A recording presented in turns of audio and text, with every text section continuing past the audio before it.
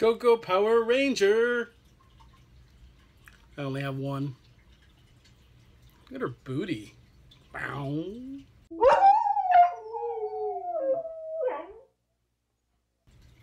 Mommy, I like it. I wanted the Yellow Ranger too, but this is the only figure they had left in all of Toys R Us. But that's what happens when you wait and make sure you like the movie before you go buy the toy. So I'm going to have to order her or something. But yeah. I went to see Power Rangers on Saturday. The movie, the 2017 big movie. So here is my very late review, because everybody's already reviewed this and nobody cares what I'm going to say now. But whatever. I'm going to give my opinion, even though it's probably going to be the same as most people's. It was a really good movie. And I'm not a huge Power Rangers guy. That's one thing that makes me different from most people online. I don't dislike the Power Rangers. I like them. I was just out of high school when the show first came on, which is freaky, man, because that show's been on a long time. I was actually watching some YouTube videos about the history of this show. I mean, I didn't learn much because it's just too much to learn in one try. I sincerely am going to go back to the beginning and watch this whole show sometime when I have time. But yeah, I did used to watch it casually. I would flip channels, or actually I would probably be watching in the beginning with the first show. I'd probably be watching Animaniacs and Batman, and it was on Fox Kids.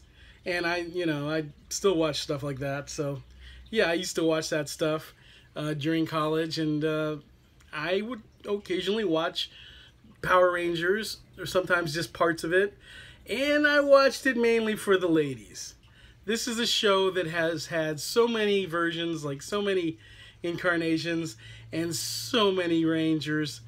And like most of the female Rangers were pretty darn cute. So yeah, I enjoy Power Rangers. This is my first ever anything I've ever bought of Power Rangers. But I think I'm probably going to go get more of the ladies. And maybe just all of them, because, they're pretty cool. This is a Toys R Us exclusive from the movie. And yeah, like I said, they cleared the place out. I'm going to have to order up a Yellow Ranger or something, because I want both of those at least. Because, yeah, they're still cute. They're still making cute Power Rangers. And before you say anything, these actresses are in their 20s. I checked, so shut up. And, yeah, so the movie. So Saturday, I was like, I had to go to the bank, so I had to wake up early. And I'm like, I might as well go see a movie, because it's always kind of cool to go see a movie early. There's usually hardly anyone else there. So I actually went to a regular movie theater, which I never do. I usually go to the Alamo Draft House, where I can order a pizza and everything. This theater, I mean, you can get a pizza at this theater, but you got to go over to the concession stand. You don't have a waiter. So I went over to the concession stand, and I did get a dog. My first time having a movie hot dog ever since, I think, the Three Stooges movie, which is a really underrated movie. Don't believe what people say about that movie. If you love the Stooges, that movie was very true to the Stooges. It was a really good movie. But anyway, this movie's pretty true to the Power Rangers. It's a pretty darn good Power Rangers movie. I really liked this movie. I probably would have anyway, but I will definitely be excited about purchasing this movie when it comes to Blu-ray. Or 4K, actually. I recently started buying 4K, even though I don't have a 4K TV.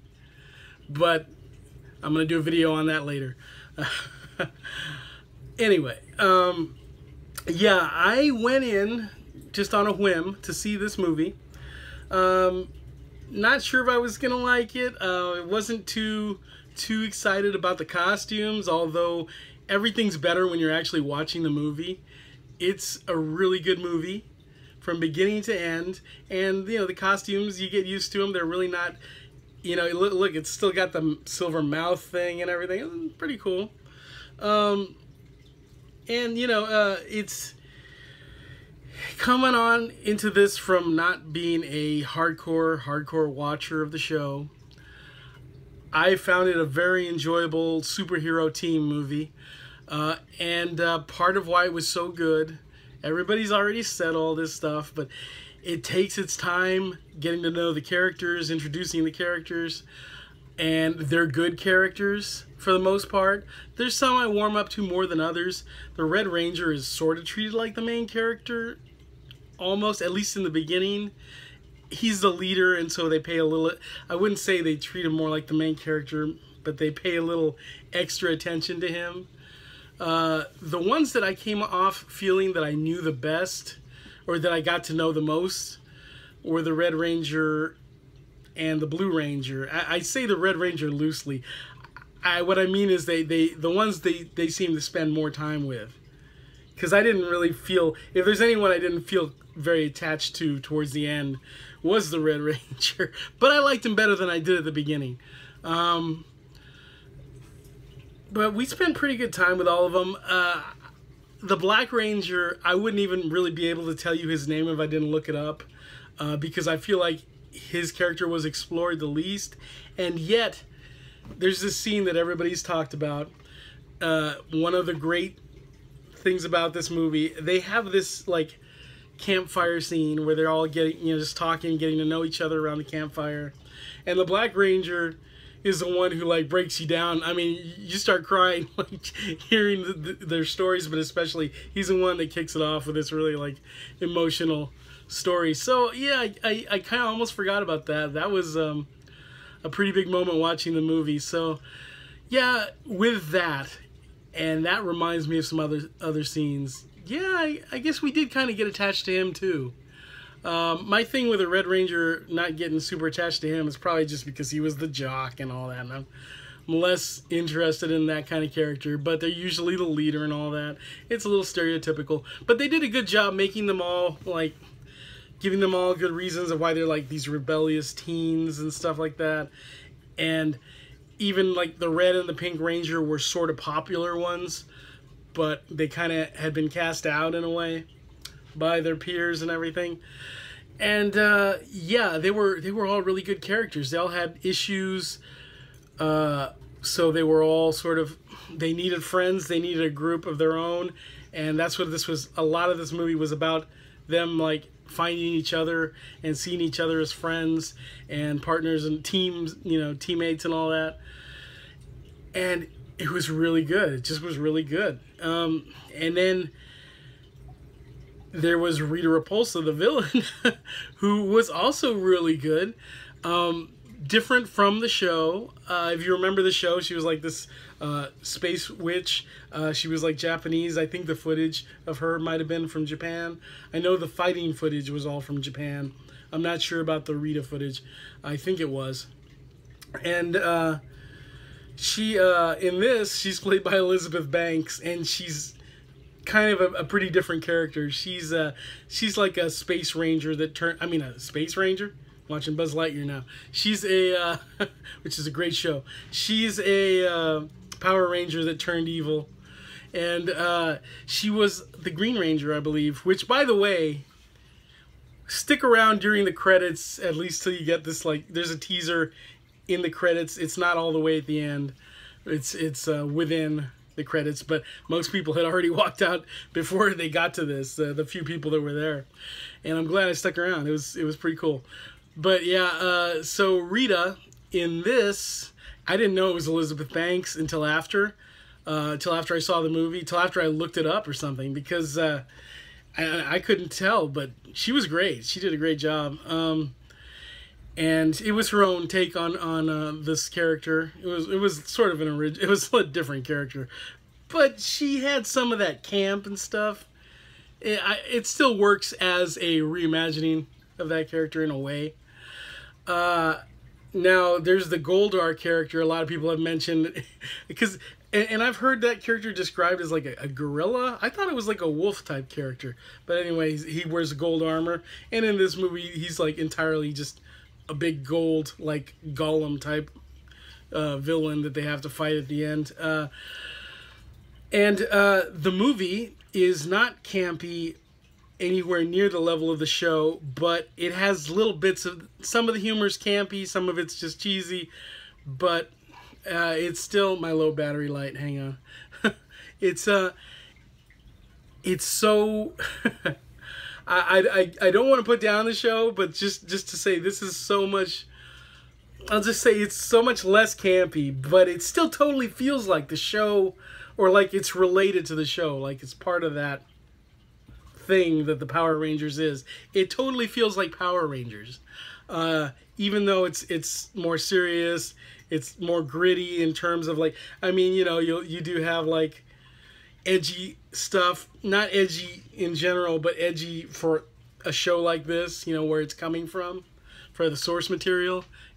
You know, it's pretty light, but for that, it's edgy. I think it's a PG-13 movie. So, and then you've got well, you've got the big battle at the end, which, yeah, they don't become Power Rangers so much until like the third act of the film, but you know, that's when you see them in their costumes and everything, because they're struggling to like be able to become these Power Rangers, to morph. They're struggling to morph. And Bryan Cranston is playing Zordon, and he's getting very frustrated, and he's great as Zordon. You've got Bill Hader as Alpha 5, who was super annoying on the old show. He's totally fine here. He serves his purpose and everything. And he's, you know, Bill Hader's kind of just doing Bill Hader. He's not like really...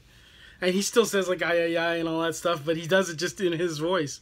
It works. It's not annoying. It's not overly. It's just a little bit just campy enough, but also much more serious. And it's a real movie. It's like watching a real superhero movie. It is exactly what it sets out to be, a Power Rangers movie. And and by the way, you know, I did actually see the old Power Rangers movies, the two.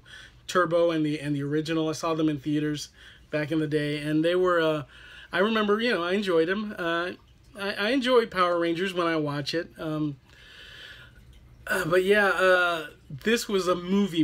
This was like a real like movie, and they just did a great job. I was really impressed, considering, you know, all the Power Rangers stuff that came before it, which was just, you know, it's just it takes it to the next level. It definitely takes it to the next level. I hope we get more of these. I think it's doing well, but I haven't checked on this. Oh, and the fight scene when the Zords are coming out, the big climax, which is all really cool and everything, and reminiscent of the show, but still like a big budget movie. It's funny because on the old show, when it would start showing the fight stuff, it was showing Japanese footage, and it was a little bit lower quality than the actual show that you were watching.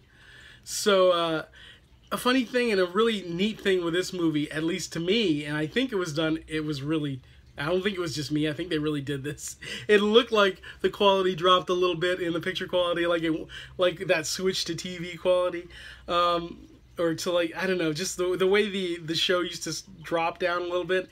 This all of a sudden looked like that, and maybe it wasn't through the whole battle, maybe it was just at the very beginning, but I got a sense of that watching it, and that was really cool. That was really impressive that they pulled that off, whether that was on purpose or in my head, I don't know, but I got that from it.